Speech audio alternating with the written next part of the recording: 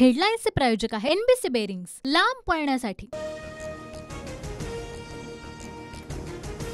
महायुतीमध्ये यवतमाळ वाशिमचा तिढा कायम। शिंदे गटाच्या खासदार भावना गवळींनी घेतली उपमुख्यमंत्री फडणवीसांची भेट। बैठकीत उमेदवारीबाबत खलबतं।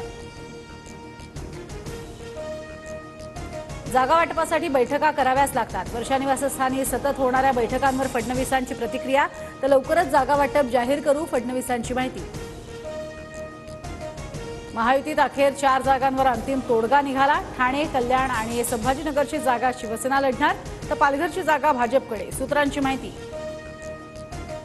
कल्याण लोकसभेसाठी शिवसेनेकडून श्रीकांत शिंदेंची उमेदवारी निश्चित, तर ठाणे लोकसभेसाठी नरेश म्हस्के किंवा प्रताप सरनाईक यांच्या नावाची चर्चा सुरू, सूत्रांची माहिती। कल्याण लोकसभेत भाजपकडून प्रचार सुरू। शिवसेनेला कल्याणच्या ऐवजी ठाण्याची जागा देण्याचा भाजपचा मानस, पवार गटाच्या जितेंद्र आव्हाडांचा दावा। हिंगोली आणि हातकणंगलेमधील शिंदे गटाचे उमेदवार बदलण्याची शक्यता। हिंगोलीत उमेदवार हेमंत पाटील आणि हातकणंगलेमध्ये धैर्यशील मानेंना स्थानिक भाजपचा विरोध।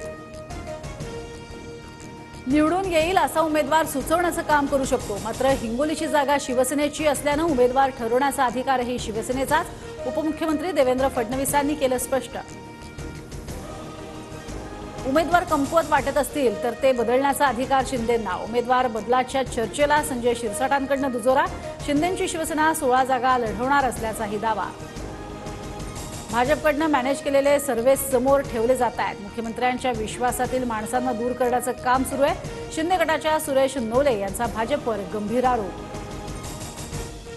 आता तीर दूर गेलाय, तो माघारी येणार नाही। नवनीत राणांचं डिपॉझिट जप्त करणार, आमदार बच्चू कडूंचं वक्तव्य।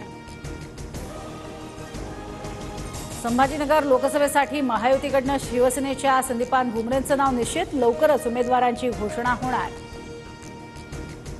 महाराष्ट्र सदन प्रकरणात दोषमुक्त ठरलेल्या भुजबळांसह 4 जणांना उच्च न्यायालयाची नोटीस।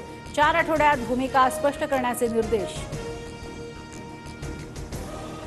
सूर्यचंद्र आहे तोपर्यंत कुणी मायचा लाल संविधान बदलू शकत नाही। विरोधकांकडून संविधान बदलणार असल्याची बेताल वक्तव्य।